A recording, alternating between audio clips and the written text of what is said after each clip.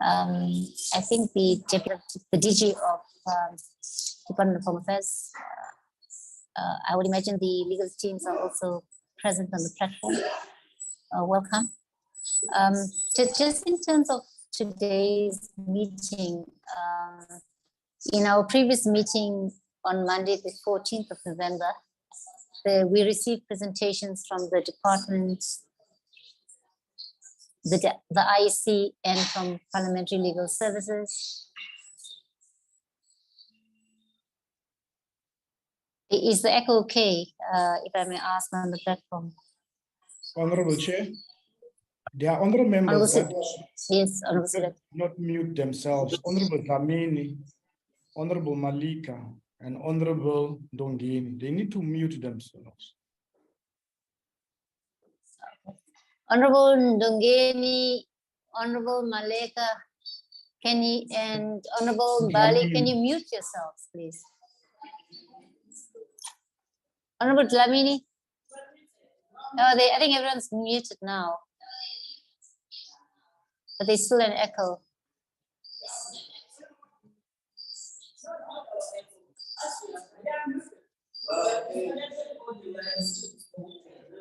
Chair, they are not muted. Okay, is that Honorable Bartlett as well? They are all sitting together and they are not muted. Colleagues, come on, we can't struggle with technology like that.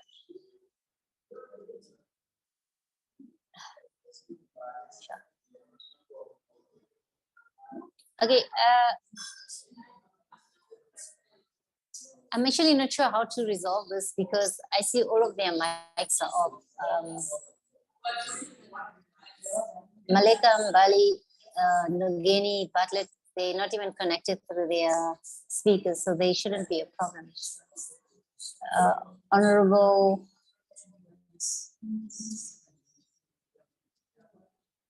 Dango.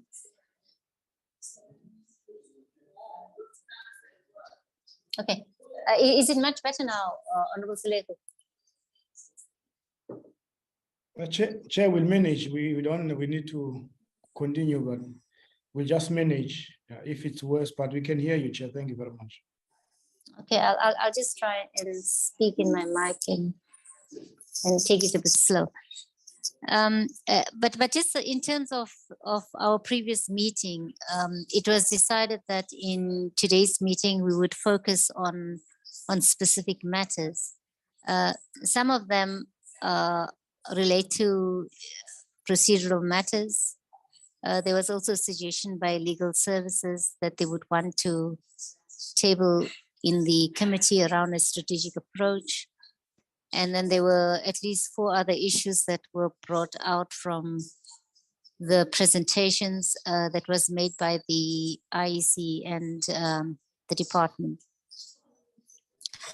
I think we will actually just start with the issue related to procedural matters. It was raised in the last meeting and we agreed we will deal with it today. I just want to have an indication whether they still want this, do members still want to have discussion around those issues or not?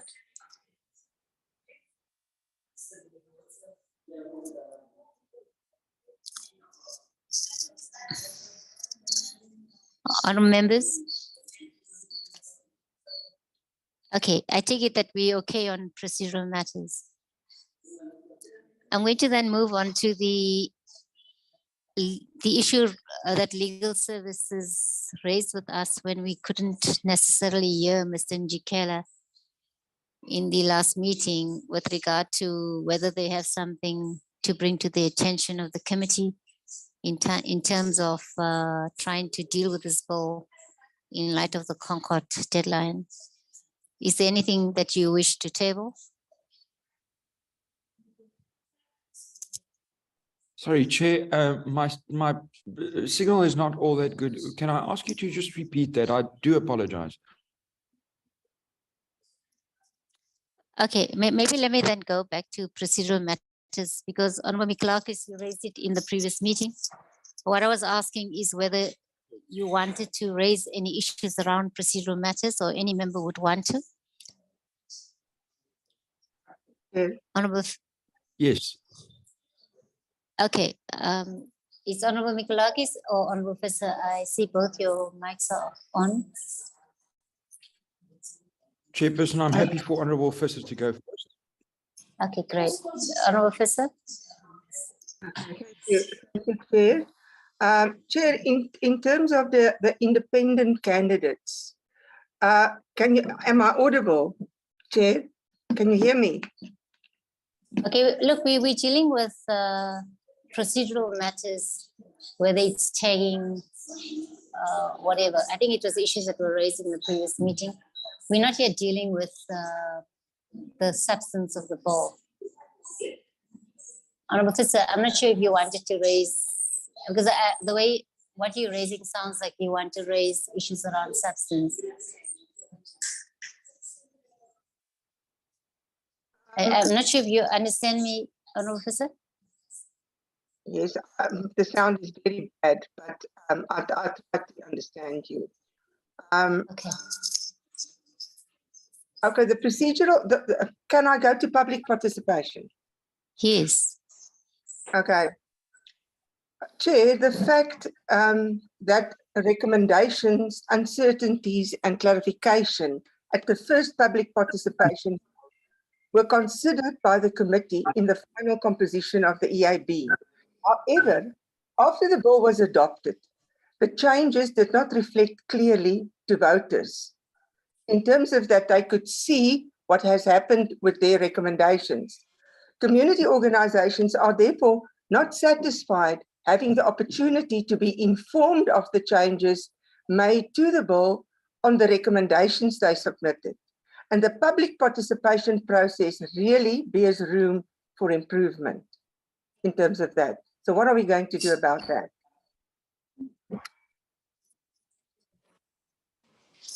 Chairperson, haven't you just say that we should deal with the issue of process first and substance thereafter? We're now going into substance and not addressing the issue that was raised by Honorable Mikolakis on the question of process. Yeah, I think it's just the approach that Honorable Officer took, which it's about a process in a different house, and I think if she wants to speak about the process within the NCOP, then I suggest that we deal with that matter. Okay, let's separate the two and deal with our own procedure. Okay, Honorable Mikolakis, I take it you want to come in on procedure as well? Yes, thank you, Chair. Chair, the two matters on procedure that I raised was the tagging and public participation. I'm not going to make too much of a fuss about the tagging. I think we can proceed on the basis of a Section 75 bill. I have done some reading up and the requirements of it. My submission is that simply because something has an effect on the provinces does not mean that it falls within the ambit of Schedules 4 and 5. So I'm satisfied there, and I'm not going to waste too much time on that. My other remaining question is the one of public participation. Now, there are two ways to look at it. The first one is to take the approach that you've just mentioned, that the procedure in another house is irrelevant to our own procedure. I hear what you say. However, I do think that we have an opportunity, or not an opportunity, a duty, to where the suspicion is that the other house did not do public participation in a satisfactory manner, that we do have an obligation to make sure that we fill those gaps and do proper participation on our side. That is with regards to, in my opinion, the relevance of the public participation in the other house. However, if we only purely look at public participation in the NCOP, we have called for public participation. We've done so through the normal means of advertisements and people submitting public participation. But I do think that this is one of those bills where the impact of it is so far reaching that it does affect literally every single person. And I'm not quite satisfied that the public participation process that was followed has reached by invitation every single citizen that that is affected by this bill. I do understand that we have got limited time and we have time constraints, but again, we can apply this argument that the delay on the NA side should not defect us from actually doing a proper job of this. And I do think that there might be citizens who are affected by the outcome of this bill who did not have the opportunity in terms of technology and access to know firstly, what the bill is about, and secondly, to be able to raise their concerns. And I do think we need to cover that. So my suggestion would be that we follow a proper public participation process as was followed in the National Assembly. In other words, literally soliciting inputs from the public instead of just following an electronic way of submitting by emails and advertisements in newspapers. That would be my submission, Chairperson. I am concerned that there might have been people excluded, and I do think that we need to do a proper job of this.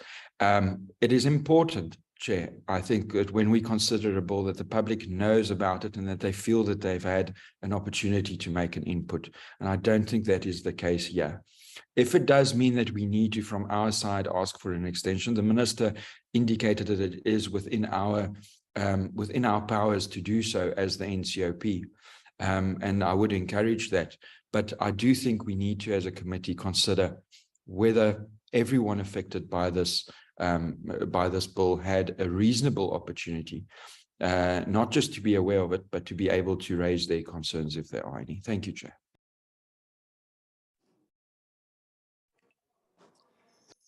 Thank you very much, Honourable Nicolakis. I think what you're raising is around public participation within our processes. And I would imagine in light of the fact that this is also a Section 75 bill, is there any other member who wants to make a contribution? Honourable Dodo. Thank you very much, Honourable Chair. If I may, firstly, my view is that there is no question about the fact that this bill has attracted a lot of attention and interest from the South African population in general. You can even see in the media and elsewhere, there are a lot of discussions and debates on this particular matter.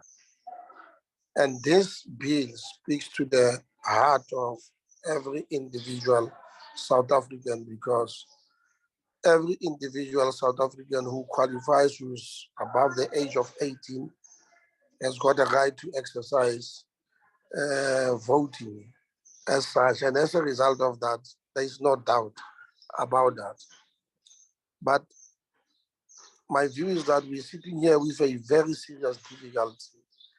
And the difficulty is the prescription that was made by the Concord, which required Parliament to finalize this bill within a period of 2 years. And already 6 months extension was granted.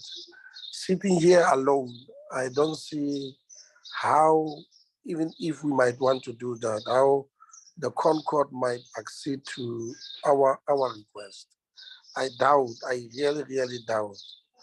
But I think with the work that we have done, with the submissions, written submissions that we have received, it is within reach. We can reach and accomplish this particular process if we work in the way that we do, work very hard, spend 2 days or 3 days or even 4 days a week, just ensuring that we process this. And my respective view is that what we have received for now is sufficient, the written submissions, because inevitably and unavoidably, we cannot ignore the fact that by the 10th of December, we need to have finalized this particular process. And where I see it, I really would like us to do that, but because of the limitations of time, I don't see us making any headways in terms of convincing anybody, including the Concord, about the fact that we need an extension. In the past, we all know, sitting here as members of this committee, we all know that in the past, in the bills that came before us, we have encouraged both written and oral submissions. There are a lot of people who appeared before our committee where they made oral submissions. We listened to them and we incorporated their views in the bills that we crafted and ultimately promulgated. And my respective view, I really sincerely, while sympathizing and hearing what Honorable Mikalakis is saying, I really wish that we finalize this process in the way that we are moving until take into consideration, as I said, the issue of the deadline that we have. I think we must err on the side of caution, and in that sense, I think let us proceed and finalize. I think in any democracy, it is an ideal thing that you listen to every view because every view matters. But for now, I think we need to proceed forward and finalize it without getting those oral submissions or whatever additional ways in which we will encourage public participation. Thank you, Chair. Yeah, thank you very much, Honorable Didovo. Any other honorable member that would want to make a submission? Honorable Maleka.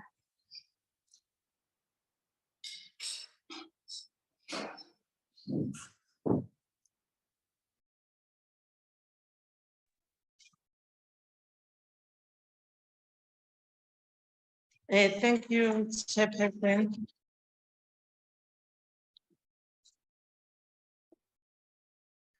Thank you, Chairperson. I don't have any comments. Mine is just to support Honorable Dodovo for the comment that he just raised now, that we have to support the bill and continue that we can meet the time frame as stipulated to us. Thank you, Chairperson. No, thank you very much, Honorable Maleka. Honorable Siliku. Chair, Honorable Mikalakis is before me. I ask for any additional members that want to make submissions on what is set on the table. I think Honorable Mikalakis had said what he needed to say. I'm soliciting other views. Did you want to have something to say, Honorable Siliku? I see Honorable Mikalakis has also put something on the chat group.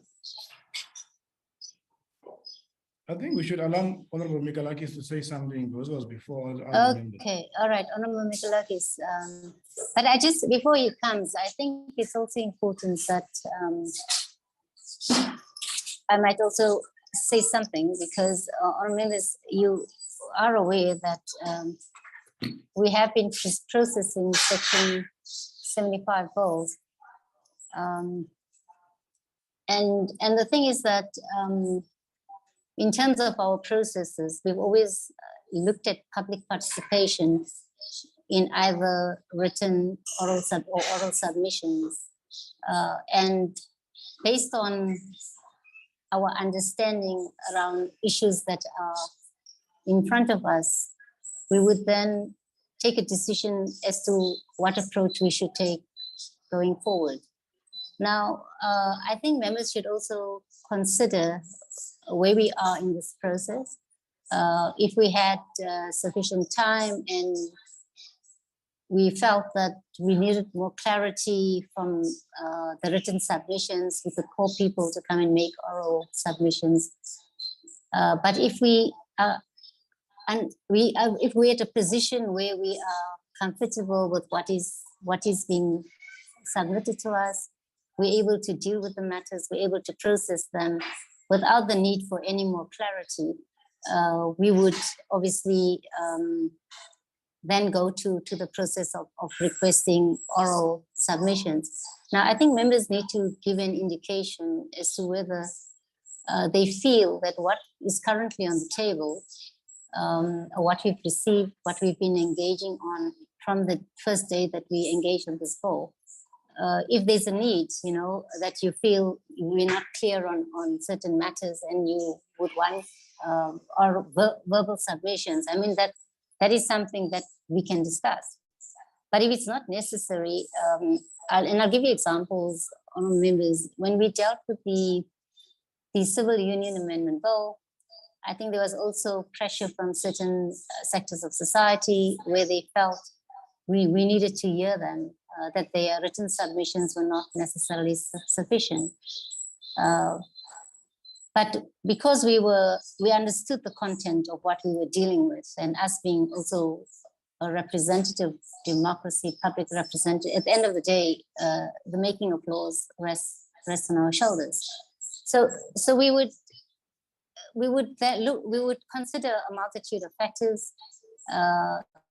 If there was a need, open it. And a perfect example, and what Honorable Dover said, is around the cybercrime score, where the inputs were very technical, and we needed that kind of clarity so that we could continue with the process of processing a bill and getting to a point where you know, we can take the inputs forward.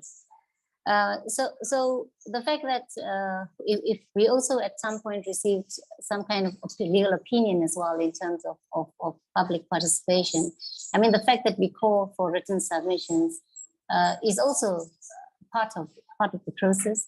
And I think if the bill was a Section 76 bill, then perhaps the suggestions of additional public hearings, etc., could be something that provinces, I mean, each province in the country would actually entertain and embark on that process.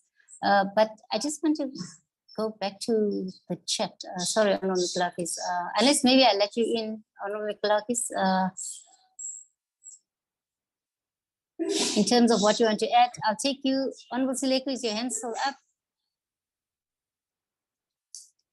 And then Honorable Bartlett in that order. Thank you, Chair. I really appreciate the fact that I can make a contribution for a second time so soon. Chairperson, yes.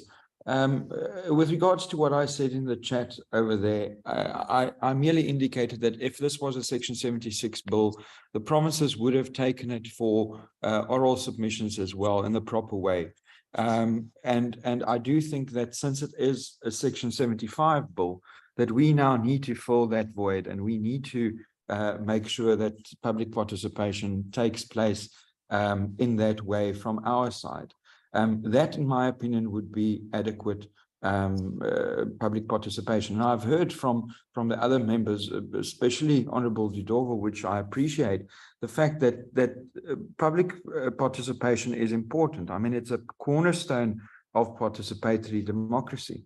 And I do think that we need to take it seriously. Now, the only argument against this that I've heard with respect is the deadline.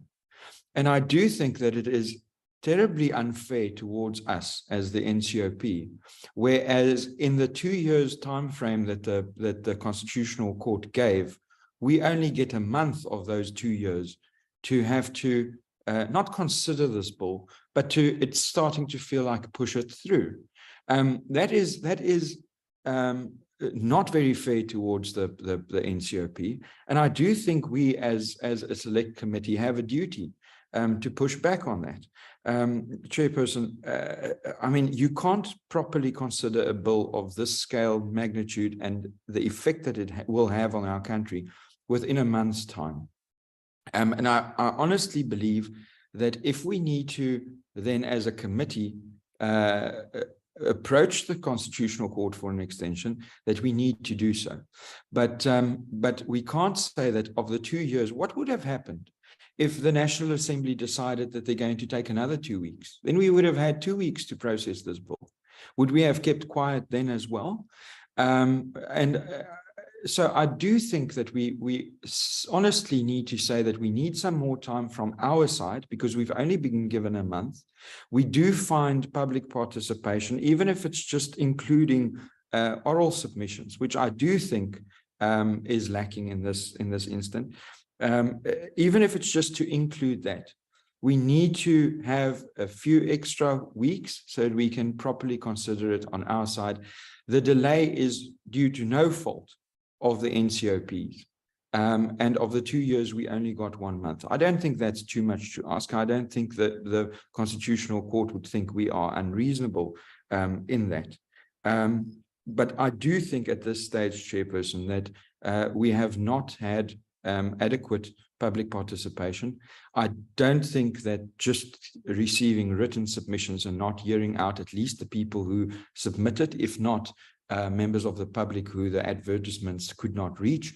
I do think that including them, at least the ones who've made the submissions in oral arguments, would at least go a bit further. I don't think it's adequate, but it's a step in the right direction. And that, Chairperson, would take a day, 2, 3. I mean, the National Assembly did their public participation in a question of a few days, which is also not necessarily adequate. The summary of what I want to say, Chairperson, is that we can't be expected to rush a bill through in 1 month if the National Assembly took almost all of the 2 years available to us. And with that being the only argument against public participation, I do think that we owe the public and our Constitution the duty to make sure that we cover the requirements within public participation as is set out in our Constitution. Thank you, Chair. No, thank you very much, Honourable Mikalakis. Honourable Seleku, do you have anything to say? No, Chair, I have to say something, and I'm not going to say I was worried or I actually preempted that this debate will actually come to this particular stage, where someone will put a view and someone will say, no, I second that view, without any substantive comments or contributions. And unfortunately, Chair, just to go to the stats of last year, 26. I say, Honourable Seleku, I propose you focus on your input. No, I'm we're dealing with that, yeah. See, let's not dictate how members should contribute. No. I'm not doing that. Chair, please continue. I'm putting my input, but you cannot. No, you are, but don't mix it with other issues. No, but don't prescribe how I should put my input. No, then don't prescribe what other members should say. You're prescribing me how I should contribute and how I should put my input. No, I made a point, Honourable Seleku. Chair, I'm on the floor. If you don't like my point, it's another issue. What I'm saying, the same way. No, you're prescribing to me how I should put my point across. I was just saying that make your point. No, you cannot dictate to me, Chair. I have a right to say whatever I want to say. I don't have to prescribe to your way of doing things. I'm doing it my way. In the same way you don't want me to prescribe to you, don't prescribe to what other members want to say. Chair the meeting. I am chairing the meeting. Chair the meeting and keep quiet and let us talk. I said make your point. And I will not be told by you to be quiet, Honourable Seleku. Please make your point. I want to make your point. If you don't keep quiet. Dialogue. Suspend dialogue. Chairperson and members, may we stop this dialogue?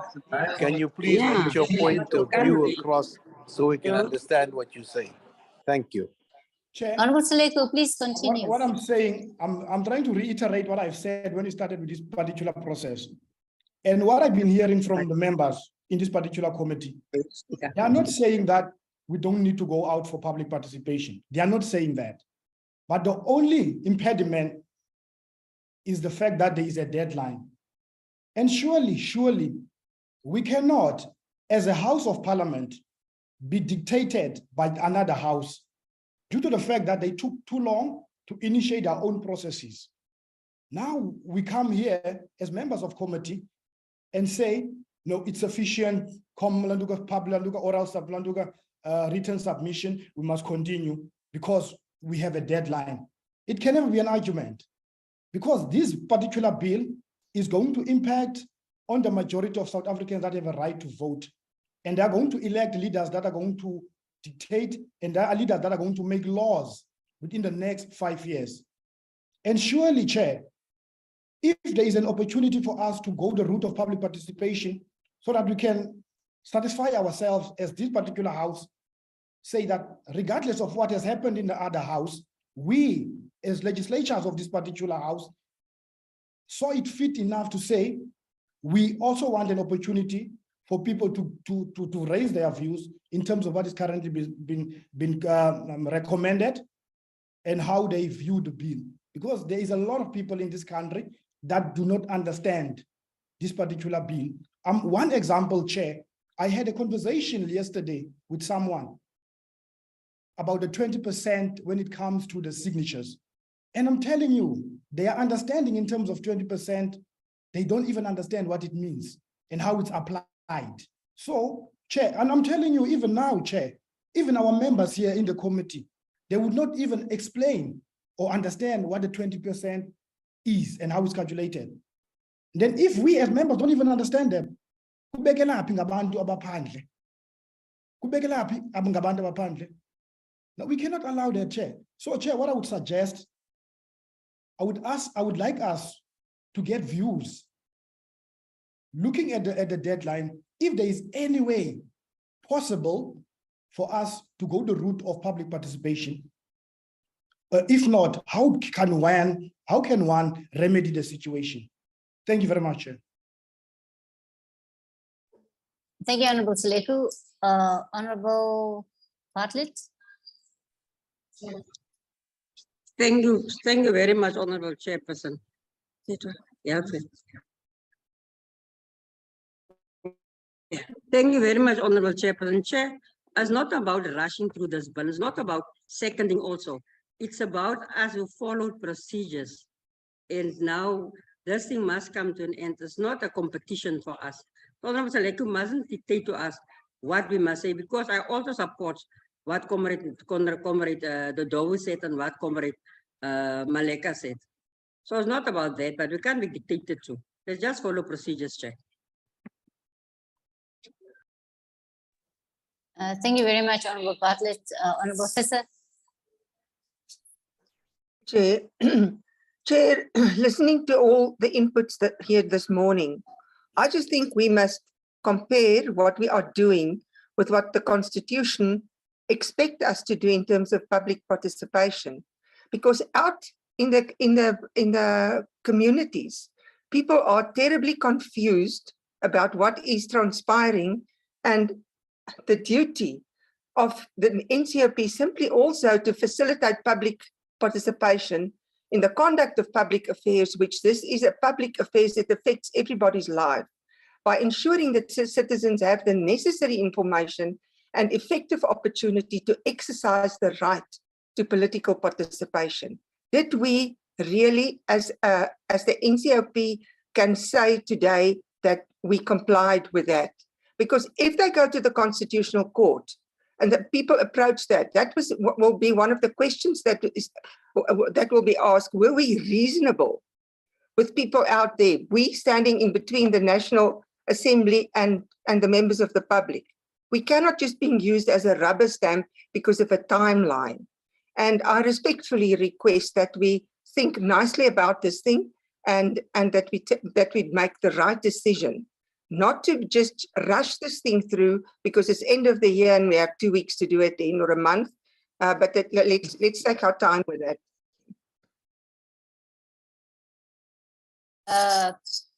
Thank you, Honorable members.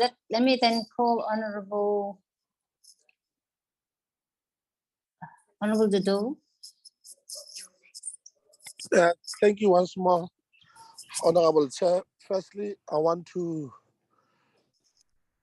address the behavior of Honorable Seleku, that there is one chairperson in this platform. If all of us were going to behave in the way that is behaving, this meeting was going to get out of order. You can't, as a member of parliament, sit here and argue with a chairperson, no matter how you feel about the issues at hand.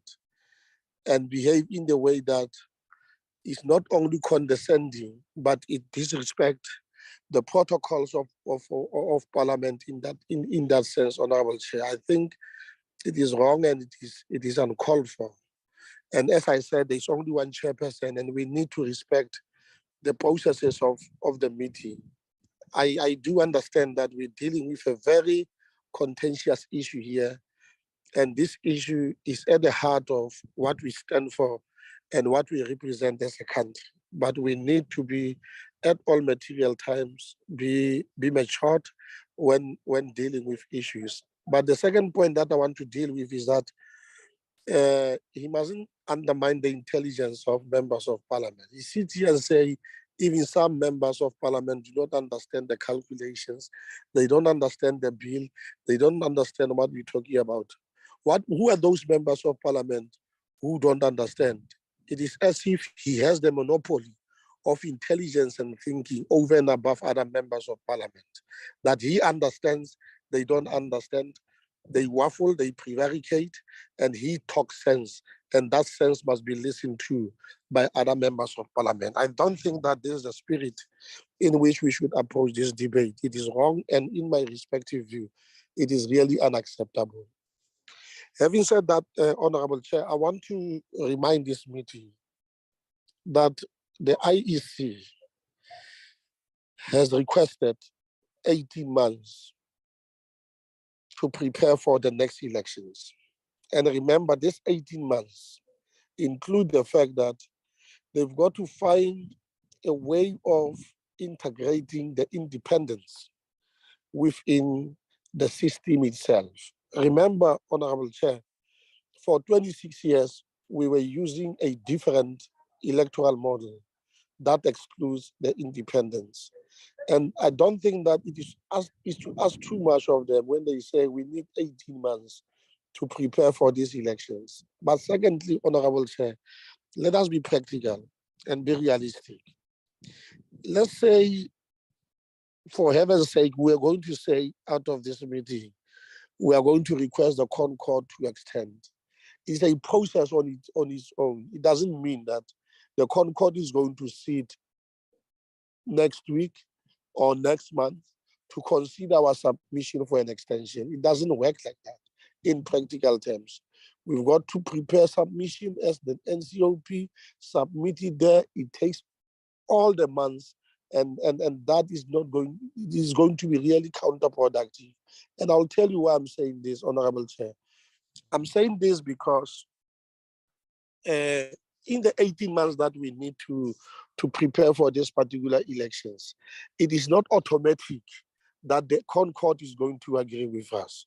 We all know that last year there was an approach to the Concord in the wake of the COVID-19 pandemic, which was ravaging the whole country, which was taking the lives of people. And in the interest of our democracy and in protecting our constitution, the Concord refused. It said there is a constitution, and the constitution says is 5 years, and at the most is 90, within 90 days period, you must have held those particular elections. It refused. It didn't grant that particular permission. Now, what is it that we are going to say to the Concord, that we need a postponement, that the National Assembly has delayed the process, that the National Assembly has taken 2 years and they are only giving us a month? This is a matter that we must resolve, in my respective view, between this House, the NCOP and the National Assembly, in a manner that builds our processes, more especially when they've got a directive that comes from the Concord. It is a matter between the two houses that must be dealt with accordingly. It is not, I contend, it is not a matter of the Constitutional Court. And I don't see how the Constitutional Court, in its wisdom, would agree to that, to say another house wasted your time and therefore you need your time. I don't think that this is what we need to do. I think, Honorable Chair, that the systems that we have put in place have taken all the factors into consideration. One is that we all agree, and there's no question about it, Actually, this is what we stand for, that public participation, bringing people closer to the to Parliament, ensuring that they do contribute in the running of the affairs of their own country is quite important. It's actually at the heart of what we represent as the ANC, to ensure that the people must participate. But here, as I said, Honorable Chair, we're sitting with a practical problem. And that practical problem is a problem that must be addressed between the two houses. But the fact of the matter is, the dictates of the law spell out that we must have finalized this process by the 10th of December. And I think under the circumstances, we need to ensure that we achieve that particular objective. We are not rushing anybody. Nobody is being rushed. We think that we wish that we could have done it. We could have had time, more time, even a year or 2 years as the NCOP to consider all the factors into consideration. But I think within our limited constraints, this is what we've done. And I think, Honorable Chair, we must congratulate how you have steered this particular process to this far.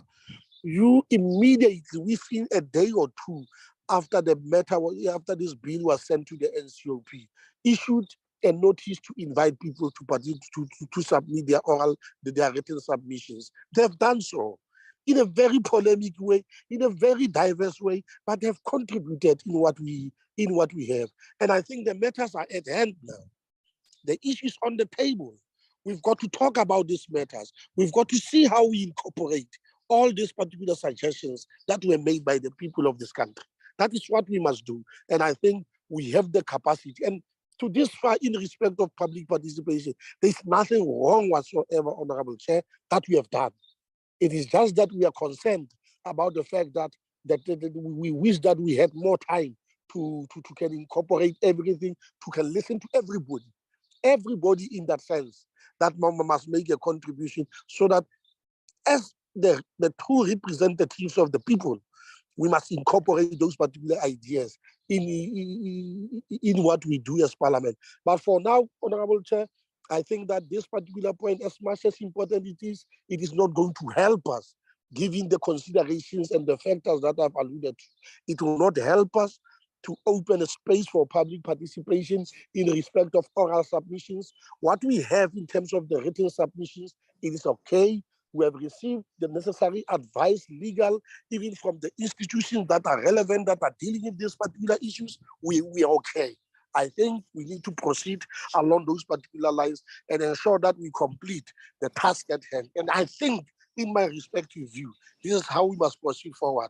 And I want to sincerely implore on those who want to frustrate this process, who want to drag it perpetually and in a bottomless way, to desist from doing us and allow us within that time to move the process forward.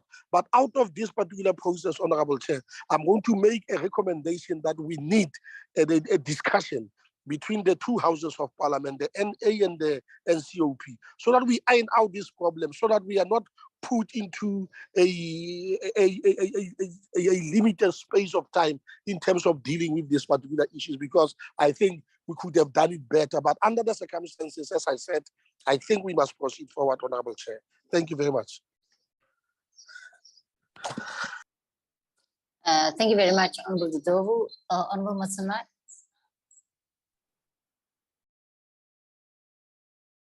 Thank you, Chair. Chairperson, we support the bill, and there's nothing that we can argue, because what I wanted to raise the Honorable Chair to do, I've already stated clearly. So we support the bill, I think.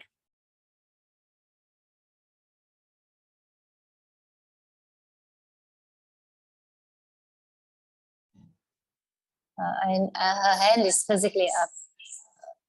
Honorable Dlamini.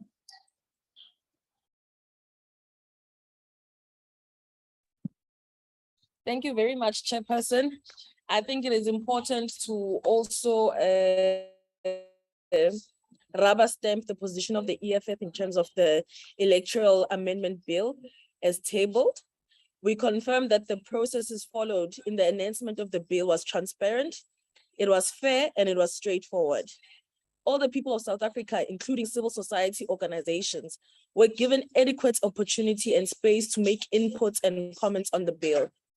After consultation, this bill is what we have produced and being tabled here consistent with the Constitutional Court ruling, and provides an equal platform for all those who seek to contest elections to do so in a transparent and open platform. It is a choice of those who seek to contest elections as to whether they intend to do so within an organization or as individuals. No one is forced to join a political party, and no one is forced to be in a so-called independent candidate. The bill as proposed is therefore correct and legitimate in stating that the minimum requirements of entry for political parties must be the same as those of so-called independent candidates. The bill is further correct that if independent candidates receive votes that exceed the minimum number of votes for election into parliament,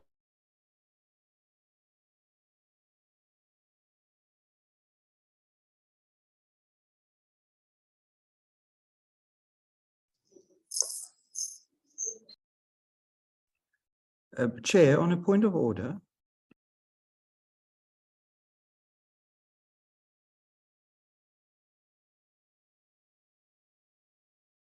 Sure.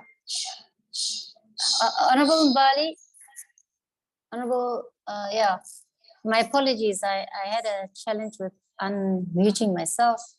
In issue fact, I couldn't even hear you in the platform. But in essence, I think you made your point around the public participation issue. Sorry. Okay, let me move on to the next member, was Honorable Mtetwa, and I think we'll close with that comment. I think Honorable was not yet finished.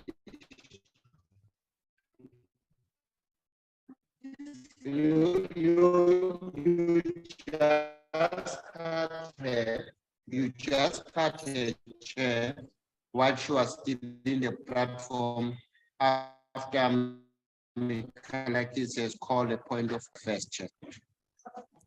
No, my apologies. I think my mic also went off. thank you, Chair. Can I proceed? Okay, I want to, maybe let me just hear Honorable Mikalaki's point of order, because I thought I understood what he was trying to say, but also I was having my own issue. Honorable Mikalakis? Yes, Chairperson, sorry, I just want to, on the submissions that we've just heard from the last member, it sounds very much that those were substantive issues going into why the bill is now supported and which sections are wonderful and which are not.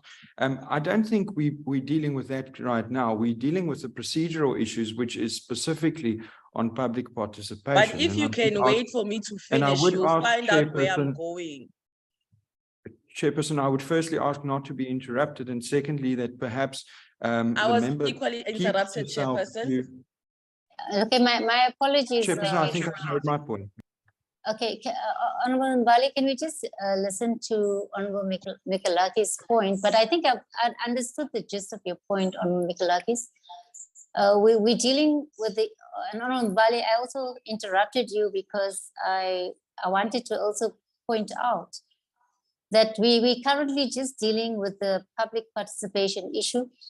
We're not yet at the substantive, we're not yet dealing with the substantive issues of the bill.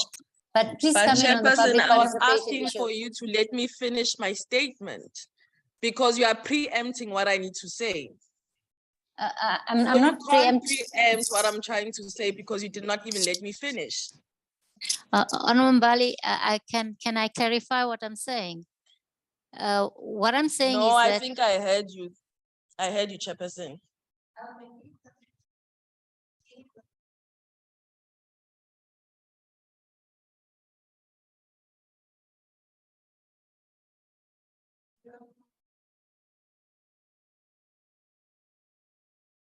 Tetwa, Honorable Mbali, are you still on the platform? Please continue.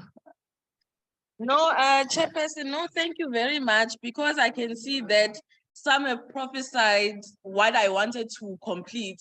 I just wanted to rubber stamp that the fact that the public has been given opportunities to participate, there will be no need. And so let's move on and let's not waste time, because there are other matters of national interest that we must attend to. This process has been exhausted enough. Thank you. Okay, no, thank you very much, Honorable Mbali. Honorable Mtetwa. Sure. Honorable Mtetwa, Chair, my hand is also up. I No, think you've made your Chairperson. point, Honorable Seleku. I think I'm listening to other members. Let them finish. Yeah.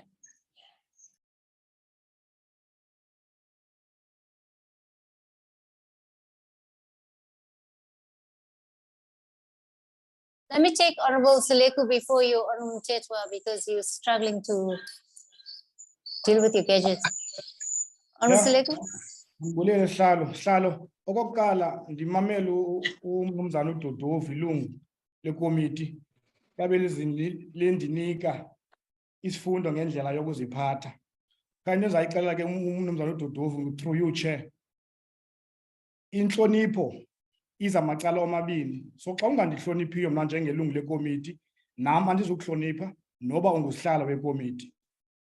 So andingomntu ongakwazi uyusiphatha, kodwa andizuvumela umuntu anyashe amalungelo am.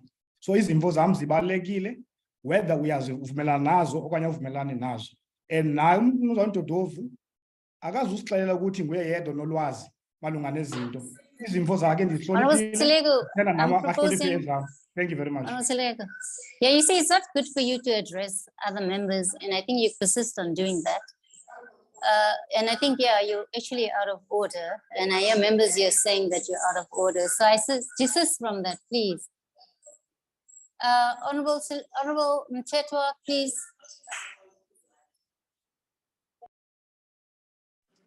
Yeah, thank you, Chair.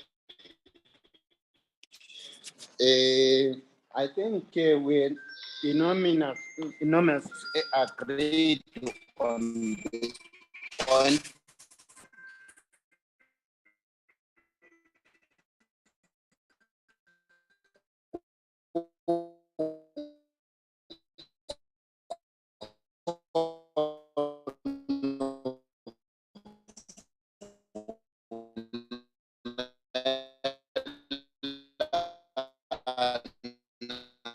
On this one, I think Honorable Mtetwa, your we signal. can now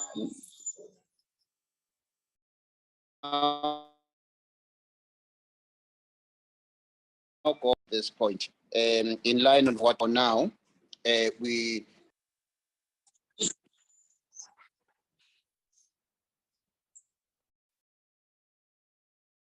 sorry for that, Chair. I was saying that I think we all agreed on this point for now, Chair. And without a waste of time, we also want to second the point, Chair, which says that we need both houses to have a joint meeting on this matter, just to speed up the process in order to conclude it as a matter of urgency. I thank you, Chair.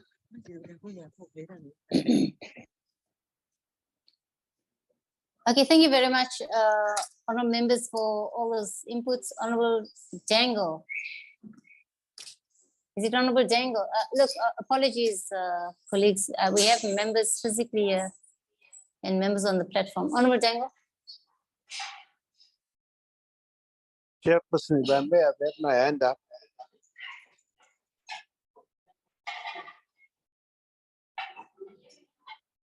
Yes, Chairperson. Thank you very much, Chairperson. Chairperson, I think it's not for us to consider and criticize what the other House of Parliament is doing. We are in fact one parliament with two houses. We are now faced with the prospect of dealing with this bill. In fact, we have dealt and by and large with the bill, and so is the NA complied with the court order issued by the Constitutional Court. We've complied with that. If there is a process beyond that, that people want to talk about constitutional reform and the Electoral Act reform, I think the entire process, I think that's another process that needs to be instituted at some other time that people can initiate. But at this particular point in time, we have a court order, we have a date. If we don't conclude by that particular date, we placing the country in a conundrum. And it's irresponsible for us to do so. Can we please proceed with the substance of issues that are of real substance that we need to amend? Thank you very much. Okay, thank you very much, honourable members, for your contributions in what I think is a very important subject. But this bill also has a context. The context is in terms of also how it is tagged in terms of the constitutional provisions, but also in terms of the circumstances that we find ourselves in as a committee. And it's also not the first bill that we dealt with that may be contentious, but that also has a constitutional court deadline. And I think in terms of the public participation issue, that in itself also has a context. And we have opened it up. We have received written comments. We have considered the written comments, and we have reached a point where we feel we can move forward with the bill. So this is what honourable members are saying. And I think if we had a lot more time in terms of the circumstances, rather, we would then consider perhaps doing things in other ways as well.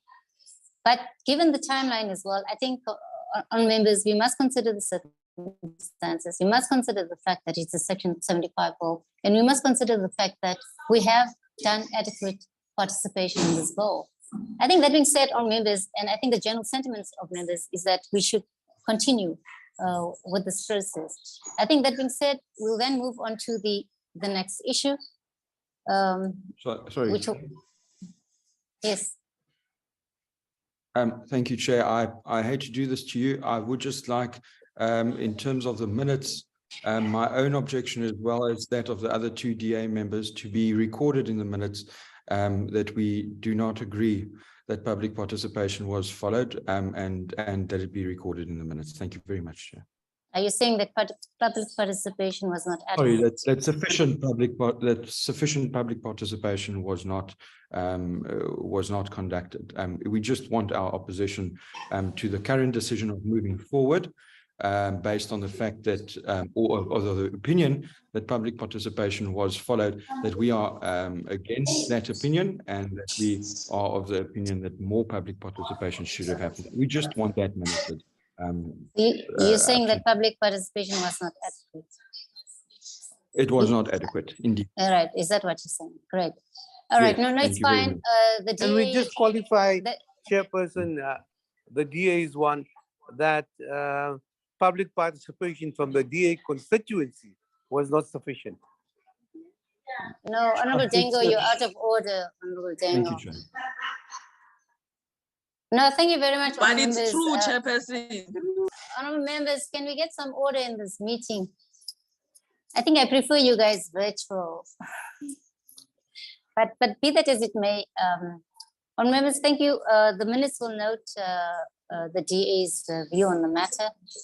I think we'll then move on to the next issue, which is around the proposal by legal services. I just want to get an indication from them if they have anything to put before the committee, and we'll take it from there.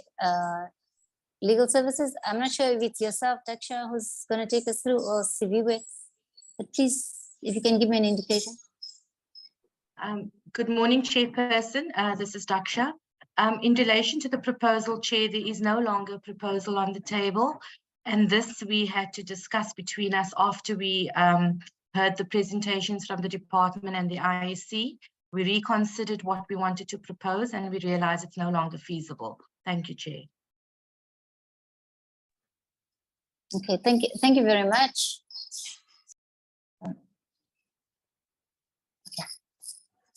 No, thanks for that. I think then all members will then move into the third issue, which is with regard to the proposals around the amendments.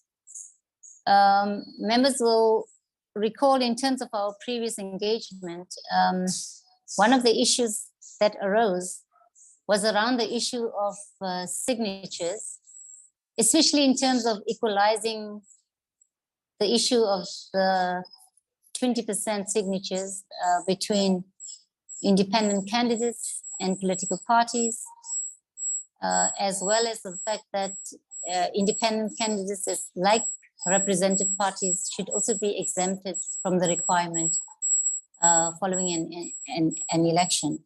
So, or in the next election, or in the preceding election. So, just in terms of that issue, I'm going to request both the department, or the IEC rather, to perhaps speak to that if they have anything else to add. And then I'll request all members then to deal with the issue. If I can get the IEC Chairperson Mwepia of the Commission, over to you. Good morning, Chairperson of the session. Good morning to your honorable members. I am with the commissioners, Commissioner Masuku in particular, who is joining us. I'm also with members of the executive team in the IEC, led by Deputy Chief Electoral Officer Masego Shiburi. The CEO and other members of the Commission, we are split, dealing with quite a number of issues. May I greet the DG and every other member present on the platform. Chair, I have two issues to raise this morning. One, I want to thank you for this invitation and want to assure you and the members of the committee that we have come as invited to render any technical assistance you as the committee may want us to render. But secondly, to indicate that we do wish to ask for your indulgence in that the submission we made and presented on Monday, we have made a small adjustment, which is insignificant. The adjustment we have made to that relates to the annexures.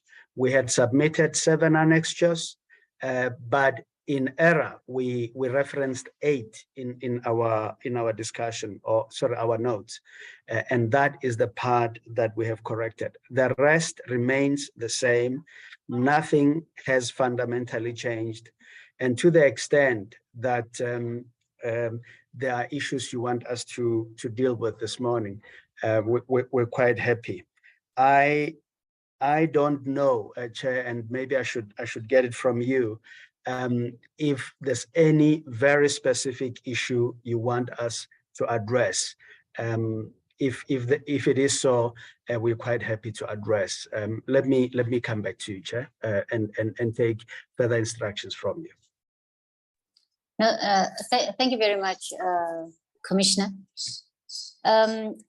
What we were doing was isolating issues that came out of the previous discussion. So the issue that we're looking at the current moment is the issue of the signatures, which I thought was pretty well discussed. In actual fact, it was a matter discussed in all of our meetings from the first one. I just thought if you had anything else to add in terms of what was currently on the table, the issue about, there were 2 issues on the table. The one was around the 20% requirements for candidacy or political parties to register for elections. And the second thing was in relation to those political parties who had gained representation in a preceding election need not would be exempt from that requirement going forward. So that was the issue on the table. I was just verifying if you had anything else you would want to have added to that. If you are happy with what is on the table, if you have nothing else to add, rather, let me put it that way, you would just give me an indication. I'm just opening it up so that before members then deliberate on it, if you have something else to add, you may. But if you covered, please say so. Chairperson, on those two issues, we don't have anything more to add. We have made our input and we are satisfied with it. Thank you. Thank you very much, Commissioner. From the side of the department, I don't know if the DG is there.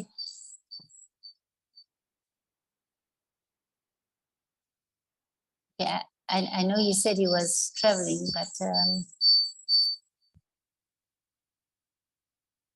okay, all right. Is there anyone from the side of the department on the platform? From legal?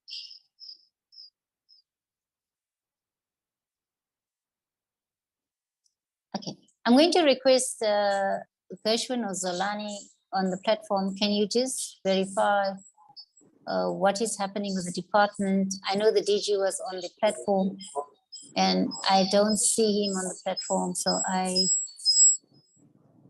yeah, this Sibonga Konke. Do you want to say something?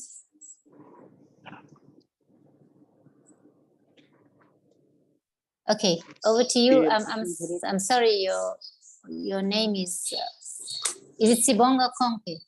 Yes, that's correct. All right, please, over to you. Yes, morning everyone, colleagues. My name is Sibonga Konke Ngwenya from DH Legal Services. Currently, we do not have any inputs in relation to the question that you have currently raised now.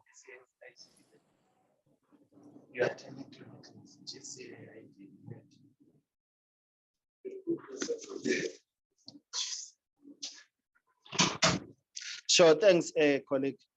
That's it from our side. For now, we do not have any inputs from the department. Thanks, Chair.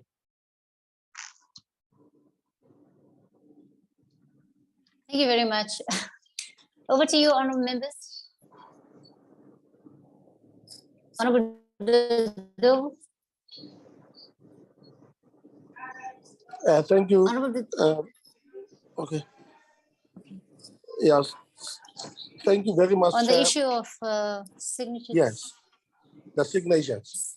And Yes. sorry, before you continue, can Sibonga Konke, can you please switch off your mic? Okay, thank you, Honorable Doe. Yes, I understand the issue of the signatures.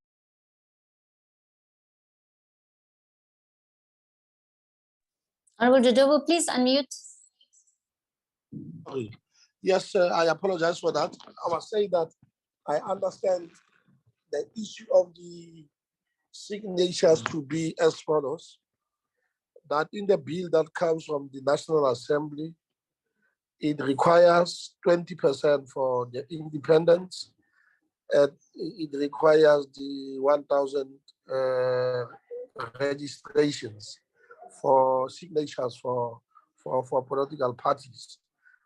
And the amendment that we are proposing here is that this must be applicable to both the independents and the political parties that are not represented currently in either the provincial legislature and the National Assembly.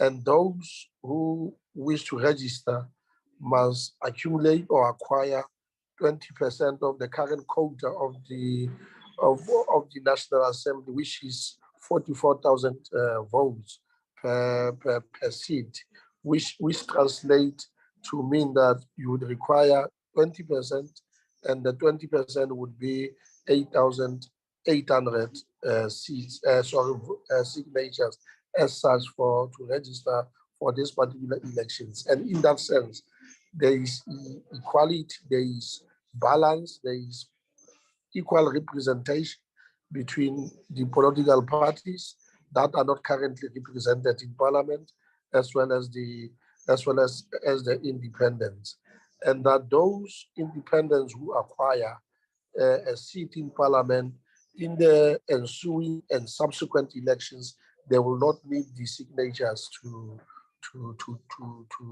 register and contest for the elections. That is my understanding, and that is how I understand that we're proposing the amendment. And in that sense, I support it fully, that this is what we need to do, make that intervention with regard to the current bill as we received it from the National Assembly. Thank you very much. Thank you very much, Honorable Dodovu. Honorable Dangle.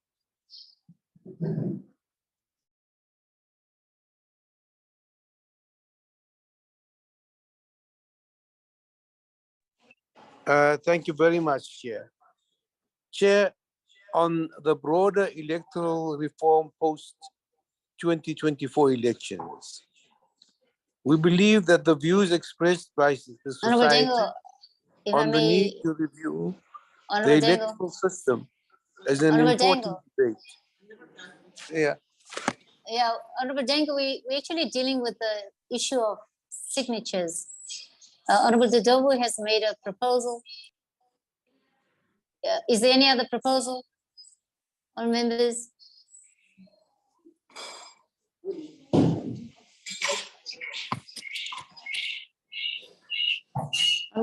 Honorable Dangle, please mute. Oh, you want to say something? Please come in. Yeah. Chairperson, can I then address the issue on the vacancy in seats? We're not there, Honorable The Dangle. proposal for this amendment is supported But to Honorable address... Dangle, order, Honorable Dangle. We're on the issue of signatures. On members, please, if you don't, please concentrate on what we're doing here, because we're currently dealing with the first proposal on amendments. There has been a submission by Honorable Dodovu. I want to verify if there's a support for the submission, there's alternate submissions. If you can give me an indication, all honorable members, if there's a new submission, please indicate so. Honorable members. We support, Honorable Chair.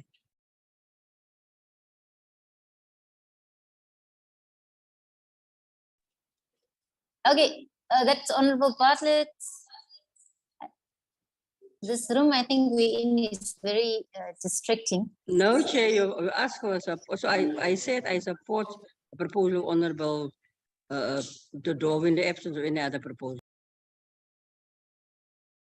Apologies, Honorable Bartlett. Thank you very much. Are there any other views on the matter?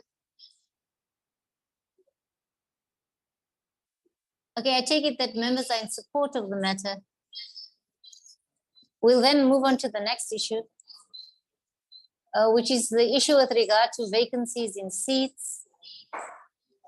This was an input that came from the IEC, and this was to address the comment related to an error in the method to award a seat left vacant by an independent who had been elected to more than one legislative assembly.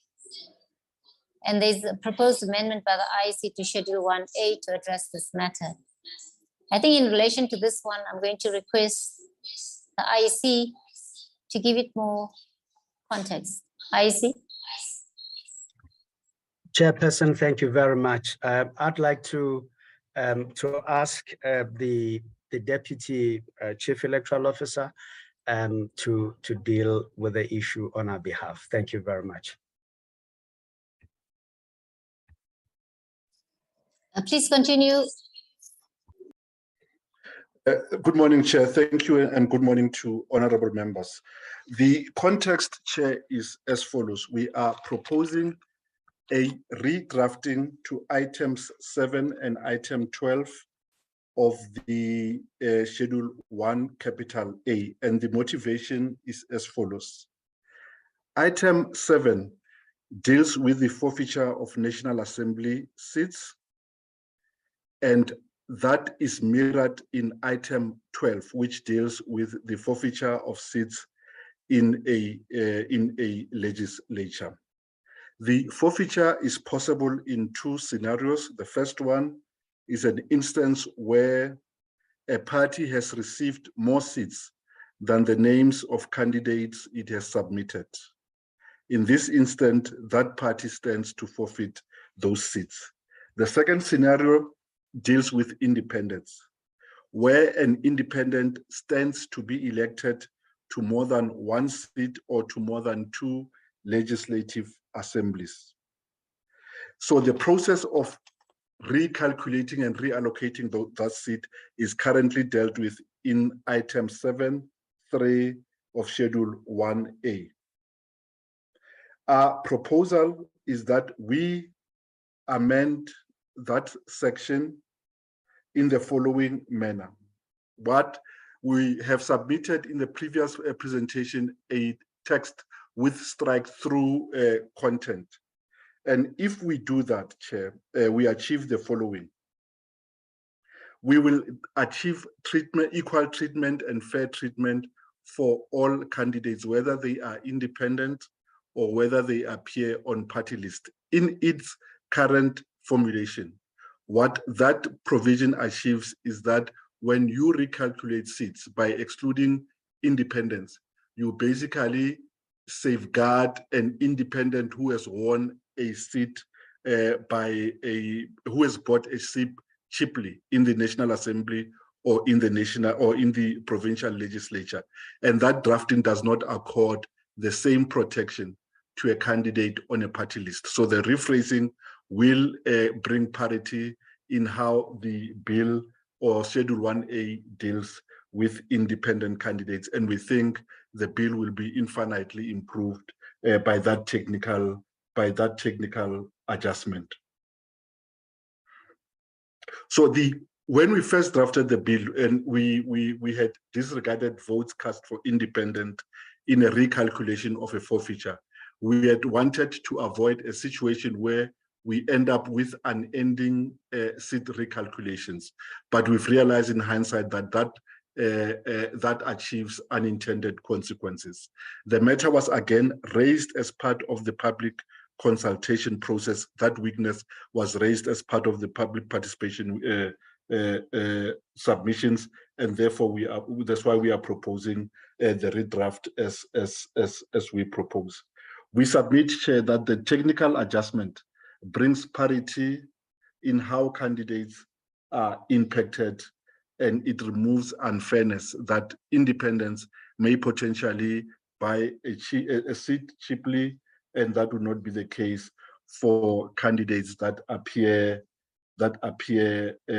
on the party list.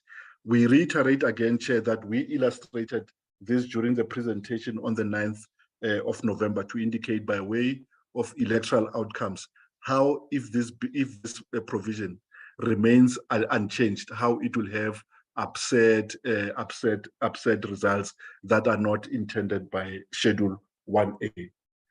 If the committee is with us, Chair, in conclusion, there will be consequential drafting issues in items 23 and 24, which are deletions in the main to remove cross-referencing to item 7 and item 12.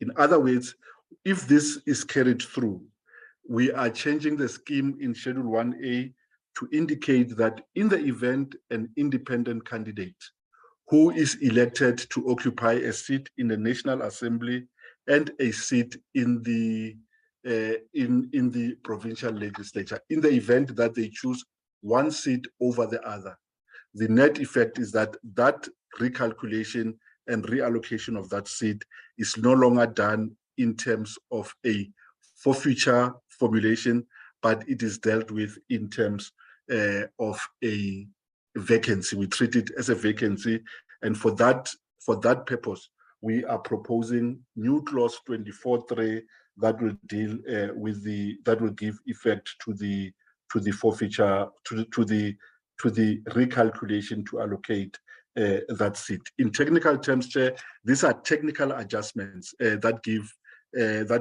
effect to the logic contained in Schedule 1A. If we leave them unchanged, they will have upset consequences in that they will treat an impact on candidates in a differentiated way, in a very unfair way that can be justified. Thank you, Chair. That's our submission. The actual reformulation and draft we have shared with the Parliamentary Legal Services.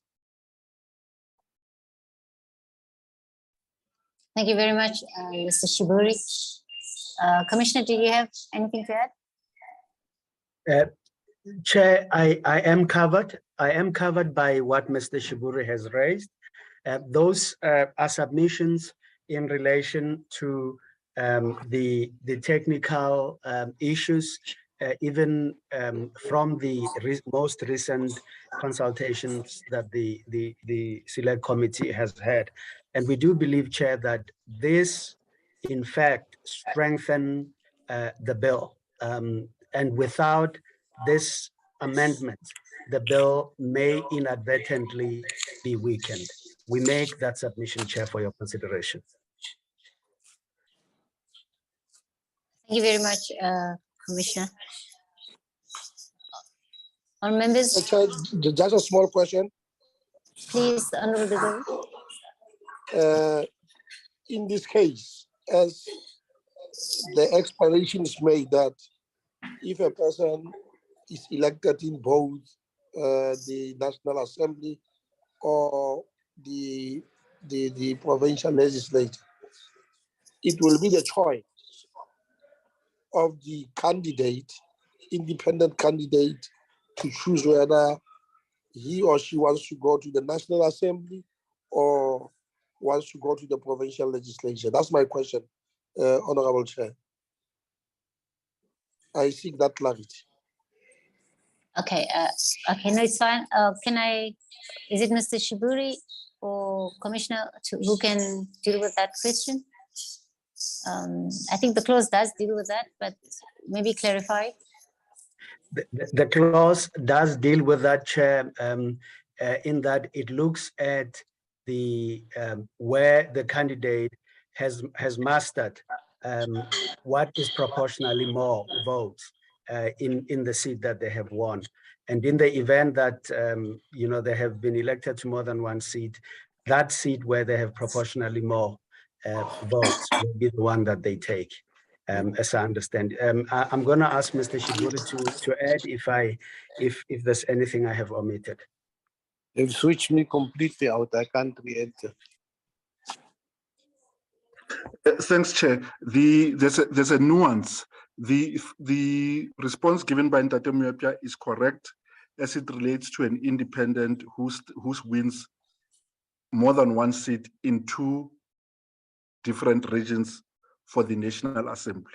The question, as I understand by Honorable Dodovu, relates to an independent candidate who stands to gain two seats in different legislative assemblies, one in the National Assembly, the other in a provincial legislature. In that instance, the same process applies as to a party candidate. We'll give that independent 2 days to indicate which seat they elect to go to.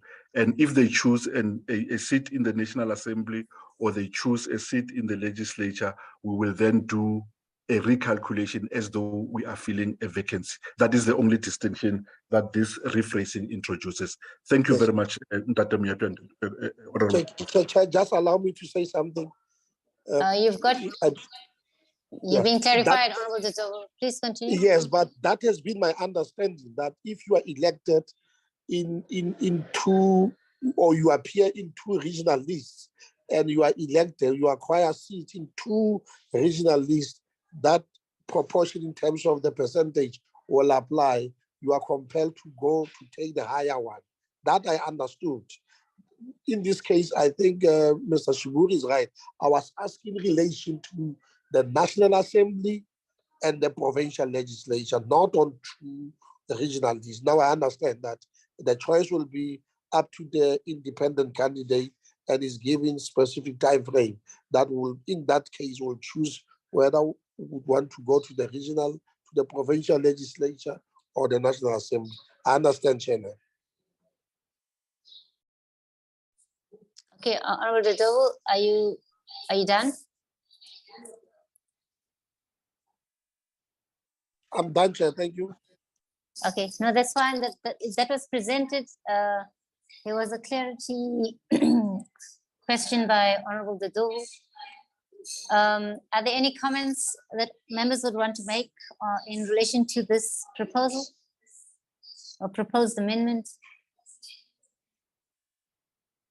Honorable Officer? Thank you, Chair. Just for a point of clarity, these independent candidates, if they are allowed to stand in more than one region and in more, say for instance, in 2 different provinces, in 2 different things like that, then there's every time there will be a recalculation necessary on the national PR for the quotas. How is that going to affect us if they are allowed to do this? Because as members of parliament, we cannot do that. We cannot stand in 2 provinces or 2 legislatures or whatever simultaneously, or regions that you call it. Thank you. Okay, I think Honorable Fisher is dealing with the issue around representation in more than one region. The clause is dealing with the issue of representation in a province, in a provincial legislature or the National Assembly. But maybe let me ask you to provide that clarity and context as well. Over to you, IEC. Thank you, Chair. No, the point that the honourable member raises is valid. It deals with the following scenario to say, what guarantees are there that when you do a seat recalculation to fill a vacancy or to reallocate a seat that has been forfeited, you will not be removing a seat from a party that has already been allocated a seat. So there are safeguards in that when you do a seat recalculation to fill a vacancy left vacant by an independent, we already preserve the seats that have already been finally allocated. So a situation will not arise that, say, 2.5 years into a term of parliament, an independent loses membership of the assembly, and that when we do a recalculation, we take a seat from a party that had already been allocated a seat as a result of the election. So once seats are allocated after an election and the results are made known, a recalculation that happens beyond that point will not have an adverse effect on removing seats and by implications, rights that had already vested on parties and independents who have been designated as elected into legislative assemblies. Thank you, Chair. As a matter of clarity, can I just come in here? Please, Honourable Fisher. I explicitly need clarification on independent candidates. Are they allowed then to stand in more than one region? Thank you. Okay, I'll let the IEC perhaps deal with that. Even the department can deal with that. But currently the policy says that. Please, over to you, IEC, and then to the department, or from the department to the IEC. I think either one of you can deal with that issue. Thank you, Chair. Indeed, you are correct, Chair. The bill as it stands says an independent may contest for a seat in the National Assembly in multiple regions. Why is that so? Because in terms of the Constitution, a person who's entitled to vote for the National Assembly is entitled to be a member of the National Assembly. So to lock an independent into one region would be limiting their rights, their political rights to participate. That's one. The effect of a candidate, of an independent being able to contest into multiple regions does not, however, mean or imply that that independent may aggregate seats across the regions in order to have a seat in the National Assembly. The independent will still win a seat in the National Assembly based on the relative quota in each region in which they are contesting. The second qualification is that where an independent wins more than one seat in multiple regions, that independent will be defaulted to a seat that they have won with the most number of votes, and they do not have an election in that regard. They can't choose a seat. They can only choose a seat if they win two seats in two different legislative assembly, i.e. the National Assembly and in a provincial legislature. Thank you, Chair. Thank you very much, Mr. Shiburi. Honorable Hadebe. Honorable Hadebe. Yes, thank you so much, Chairperson. No, it's just a minor inquiry. And I thought that you had said that we are not discussing the substantive matters of the bill. Just to get a clarity, are we now? Thank you.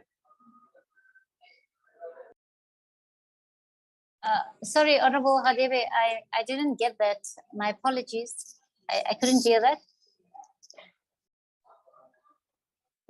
Honorable Chairperson, I'm checking. I'm saying, initially you had said that we are not discussing the substantive issues of the bill, but apparently it seems as if we are deep into the substantive issues of the bill now. Now I'm asking if are we now back into discussing the substantive issues of the bill. Thank you. No, thank you, Honorable Hadebe. Yes, we are at that point. We're looking at proposals that were made in relation to amendments to the bill. We're actually on the substantive issues. I think initially we were dealing with procedural matters. We have exhausted that. It's part of the agenda. We're actually now into proposed amendments, which are the substantive issues. Did you want to make an input?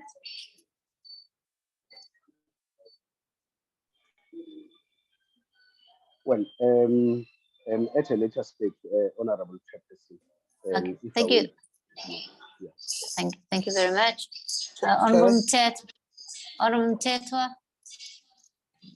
Oh, thank you, Chairperson. It's Honorable Maleka. Malika. I'm using, yes. Okay, please continue, Honorable Maleka. Okay, thank you, Chairperson. I think if you can allow me to switch off my camera because there is an unstable network now. Honorable Chairperson, on the issue of the vacancies in seats, I think the proposal for this amendment is supported to address an error in the method to award a seat left vacant by an independent who had been elected to more than one legislative assembly. The proposal amendment will affect Schedule 1A and also, so Chairperson, there is noise around. And also the IEC is, however, requested to further elaborate on the amendment and the subsequent consideration amendment on other clauses that may result in correcting the error. Thank you, Chair. Very much, Honorable Maleka. Honorable Seleku. Manbulele Shalo, lo mbuzo ndibuzela ugogo lo uhlala emaphandleni lo uzayuvota ngo-2024. Ndifuna icaciswe imanyelwe ivakale kumntu wonke. So ndizawuzama uthetha kancinci so that kungabikho nto ezawusibhida. Mandithi ke ndingumgatswa mna, ndingumbulelo wakwaSileku. Ndingumgatswa kumaphondo amahlanu. And then ke kuyavotwa. Emveni kovoto kuyafumanisekisa ukuthi kulo maphondo amahlanu kwiphondo laseNtshona Koloni ndiye ndafumana ezona voti zininzi. Okanye kuloo region ndifumana ezona voti zininzi. So ngokwento eniproposayo, loo nto izawuthetha ukuthi kuloo region ndiye ndafumana ezona voti kunyanzelekile ndingene khona. So uthetha ukuthi kwezinye i-region okanye amaphondo endiye ndangumgatswa ndaphumelela khona, kuzawunyanzeleka kubekho i-recalculation. So umbuzo wam okokuqala, xa nisenza i-recalculation, eza voti zikambulelo Sileku ebesifumene ezimnika isihlalo kula maphondo mane okanye ezi regions zine ebecontesta kuzo, okokuqala niza kuzithini eza voti xa nenza i-recalculation? And then okwesibini, xa nisenza i-recalculation,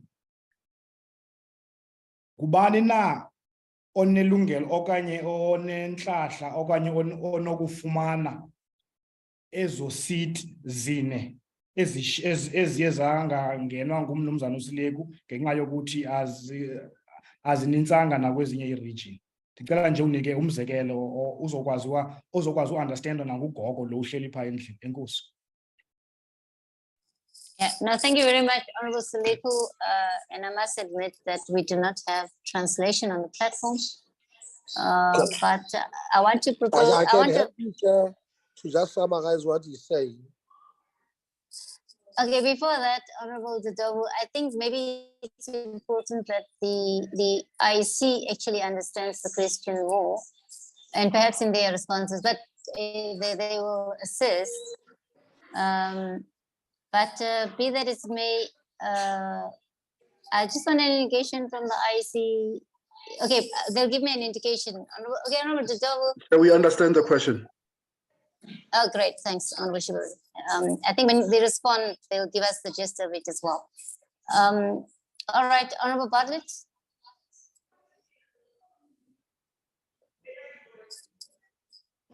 It's you, Honorable Bartlett. Oh, okay. I think it was me. Okay, Chair, it was Honorable. No, sorry, it's Honorable Dodovu. Yeah, yes. Honorable Bartlett's present, so yes, she's indicating. Honorable Chair, Mr. Shiburu has misplaced me. I'm a bit lost in relation to what he explained. My understanding has been that if a candidate, an independent candidate, contests in more than one regions, and he gets the seats in two regions, the greater number of, and he said, that's what he said. He says that that candidate will be placed in a region where he obtains the greatest number of votes. That has not been my understanding. My understanding is that that independent candidate will be placed in a region where he received or she received the highest proportion of votes, not the greatest number of votes. Can please he clarify that? Thanks. Okay, no, thank you very much, Honorable Dodovu, because I think that was also another matter. But I think, Mr. Shiburi, over to you.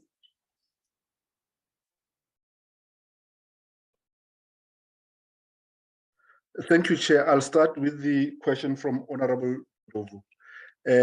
Honorable Dodovu, the position in the bill as it currently stands is that an independent who stands to get more than one seat is defaulted to a region in which they have won by the most votes. That is what currently is in the bill. However, in not the last meeting, the one but last meeting, the Council for the Department of Home Affairs had indicated a preference as it related to the phrasing that the candidate should be defaulted to the region where they received the highest proportion of votes. I think that is a matter that is now up to the select committee to make a call on whether we retain the current phrasing in the bill or we replace that with the proportion of votes received. The bill currently indicates that an independent will be defaulted to a region where they've received most votes. And most votes was deliberate because in both instances, they have won representation. So it's not a theoretical calculation of proportions. You win a seat in Gauteng, the quota is 60,000, you get 60,000 votes, you win a seat in Gauteng. You win a seat in Eastern Cape, a quota for Eastern Cape might be 50,000, you receive 52,000 votes in Eastern Cape, you are defaulted to the seat in Gauteng because you have won it one, but also you have won it by a numeric higher number of votes. But as I indicated, there is this new proposal from the Council of the Department that we use proportion rather than numeric number of votes. The questions by Honorable Sileku Chair, so that I have concurrence from Honorable Sileku that I do not butcher a response and get lost in translation. As I understood it, the example is that a candidate stands in 5 regions. They win a seat in one region, and we default them to that seat. The question was, what happens to the other votes that they have received in other regions when we do a recalculation? Those votes are forfeited; they are disregarded from the count. The second question was, who stands to benefit from how, in the manner that we treat those votes? Once we have disregarded those votes, we run a new recalculation that yields a new quota. The quota, or who meets the quota, whether they be a party or independent, is elected then into that position in order to honor the principle of the will of the people. In other words, that the votes must lead into representation. So that is the response to Honorable Sileku and the question by Honorable Totovu. Thank you, Chair. Thank you very much, Mr. Shiburi. Okay, Honorable Mikalakis. Thank you, Chair. Chair, I just want clarity on this. So in other words, I can stand as a representative or independent living in the Free State with a home base in the Free State. As the bill currently stands, I can also stand in Gauteng independent. And if I get more votes in Gauteng, I become the MP from that region, or I represent Gauteng in the National Assembly, although I have no home base there, I'm not registered there, I have no links with Gauteng.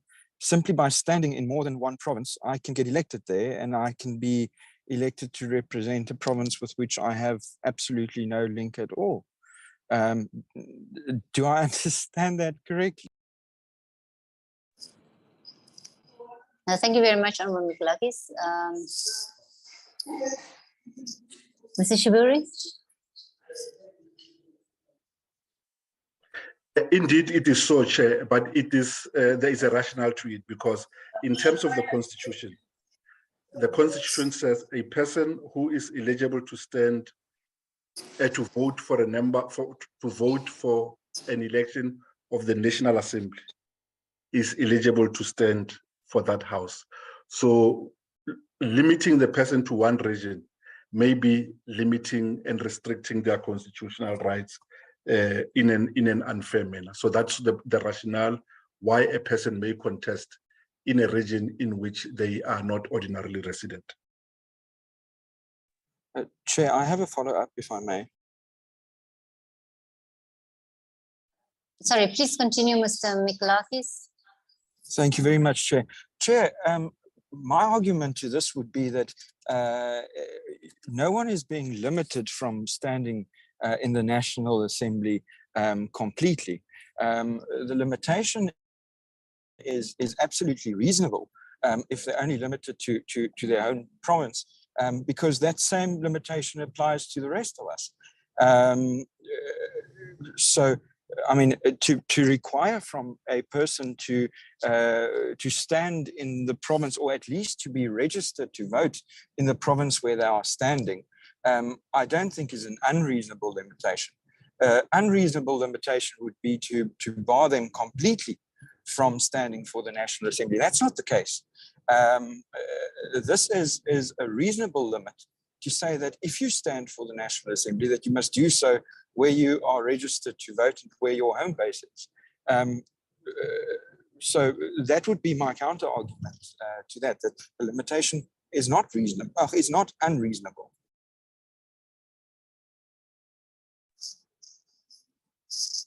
Thank you very much, Mikulakis. I know that we had discussions on this clause as well in our previous engagements. It's just unfortunate that these issues were also not raised previously. But be that as it may, Mr. Shiburi, over to you. With regard to the Chair, we have reasonable nothing more to add on other than that explanation, Chair. Thank you. Okay, cool. No, thank you very much.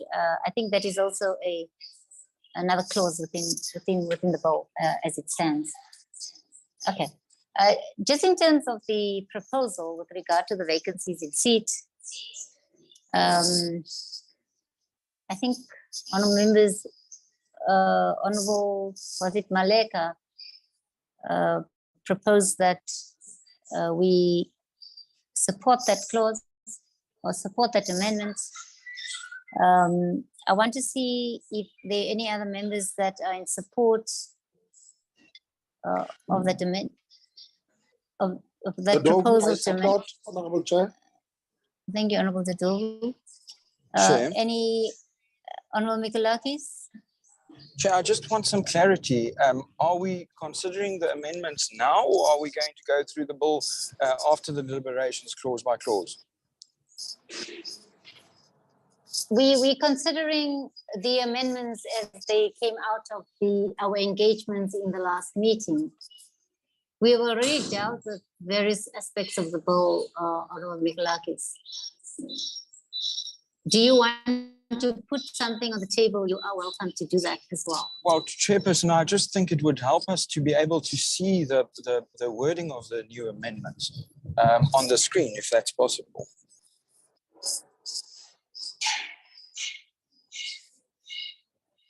Okay, I think this was presented previously, perhaps.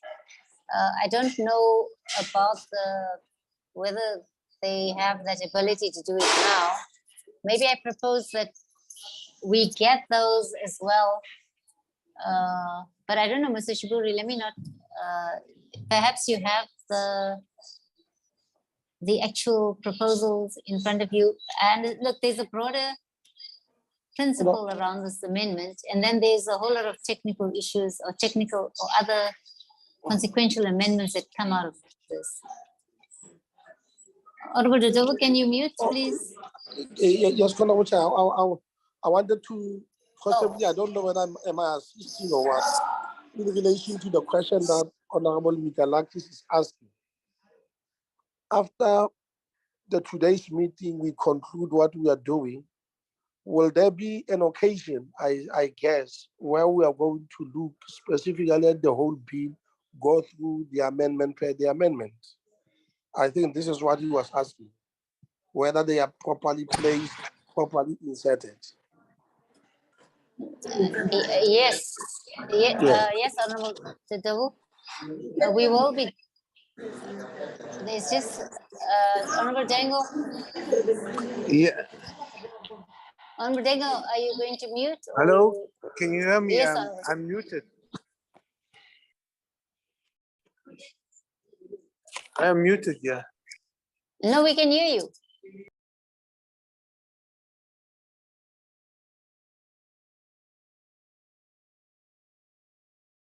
Can you unmute, please? The system has muted me completely. You can hear me now, yeah. Okay. Chairperson, I wish to address the issue of broader electoral reform post-elections 2024, if I may. Honorable Dango, can you maybe hang on for a moment, please? Thank you. I think the issue raised by Honorable Mikalakis, Honorable Dodovo, around this matter. Honorable Mikalakis and Honorable Dodovo, there will be an opportunity post this process to look at what the proposals or the proposed amendments, word for word, are on the ball. What we will do is following this process, get the legal team, the Parliamentary Legal Services, the legal team from Home Affairs, and the one from the IEC to deal with the amendments. My apologies also for speaking slowly because of there's an echo in the system, which is yeah. So I keep hearing myself. But that, be that as it may, that there will be that opportunity. For now, we broadly agreeing to these amendments, and that team will then bring back to us what the actual proposals are in drafting terms. Okay. Are you covered, honorable members? Yes, sure, we are very much so.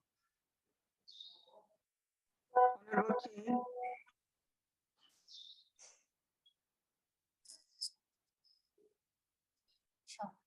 Honorable Fisher?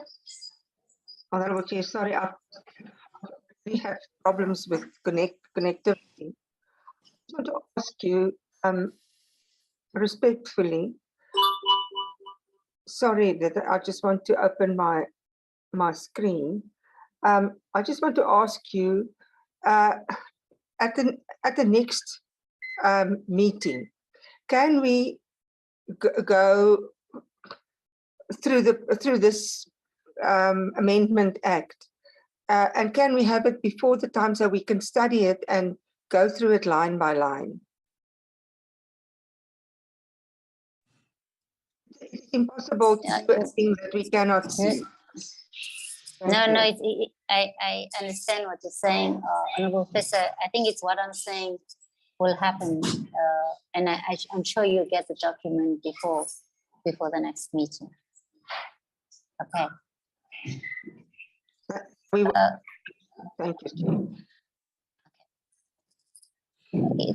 Thank you very much, honorable members. We'll then move on to the next issue, which was covered actually in terms of our discussion now, which was in relation to independent candidates contesting more than one region. And I think the matter was asked by, was it Honorable Dodovu, especially with regard to the inclusion of the rule that governs the seat that would be allocated to an independent candidate in the event that they receive a seat in more than one region. And that had to do with based on what is currently the bill, which is the largest number of votes, and the proposal being that it should be the largest proportion of votes. So I think that matter was also clarified by Mr. Shiburi on this matter. I don't know if honorable members want to speak to it as well.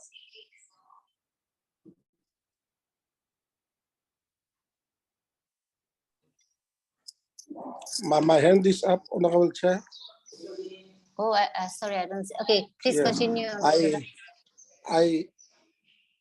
Firstly, I support the fact that we must agree that an independent candidate can contest elections in more than one region. And in case that independent receives 2 seats or more seats each seat in each region, the vote or his seat that he must occupy must be in terms of the highest proportion of votes that that candidate receives.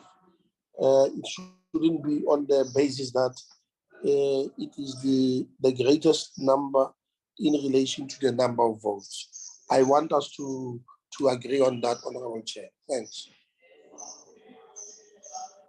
Thank you very much, Honorable Dodovu. Any other honorable member? Is it you, Honorable Bartlett? Who's your Honorable Bartlett? Oh, it's okay. I just support Honorable Chair.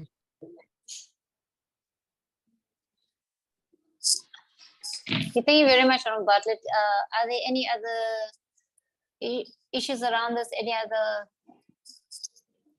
views on it? Honorable Fisher?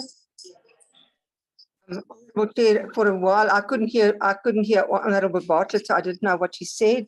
I just want to add to this that the DA wants to see what the amendments as is clause by clause before we can vote on this. And we respectfully request that we have such a meeting. Thank you. I think I've already dealt with that matter. For now, you're not proposing a view. All right, can we then move on to the last issue was with regard to broader electoral reform. There have been various discussions on that.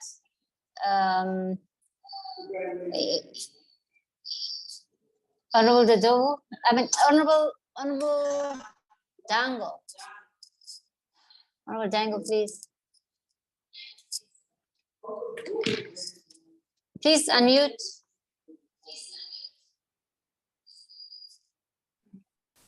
Hello, can you hear me now? Okay. Yes, Honorable Dango.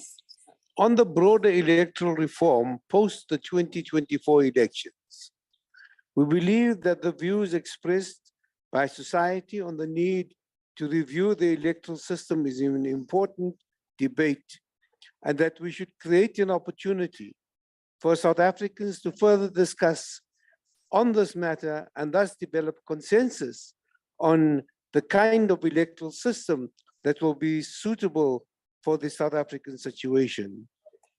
Our view is that whatever electoral system is decided upon should be premised on the principle that the people shall govern, and that such an electoral system should be informed by the letter and the spirit of the Constitution of the Republic of South Africa.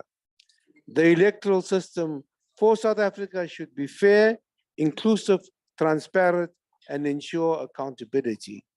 That the committee should be inclusive of all stakeholders and be as representative of South African society as possible.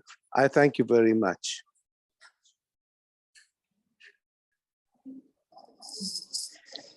Thank you very much, Honorable Dango. You're making a proposal on this matter that, yes, that there's a provision in the bill with regard to this.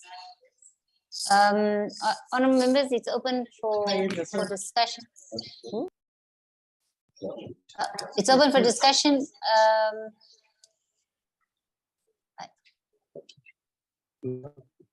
Honorable Chair, Honorable we are Bartlett. supporting also the views of Honorable Dango in the previous speakers. Thanks, Chair.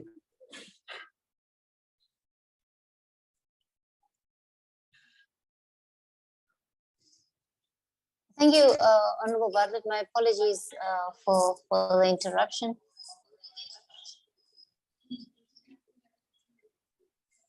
Are there any other views on the matter?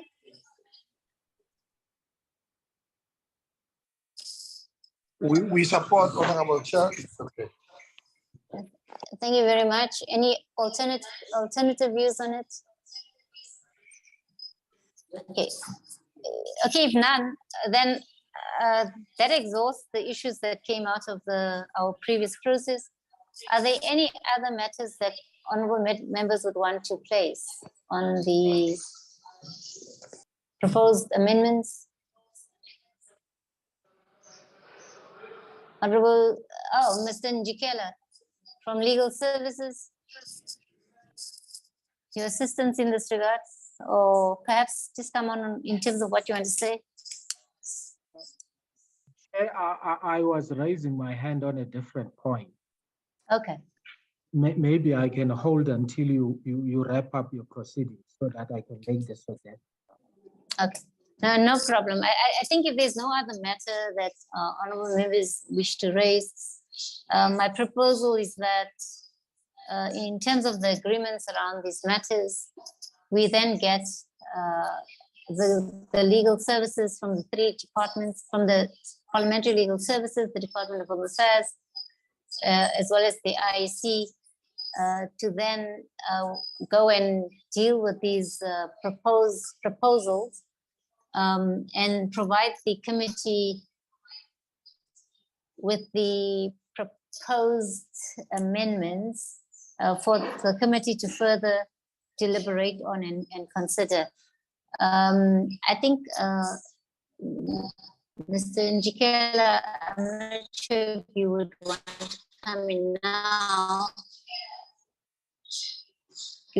This was basically the final item that we were dealing with today. Mr. Njikela? Yes, Chair.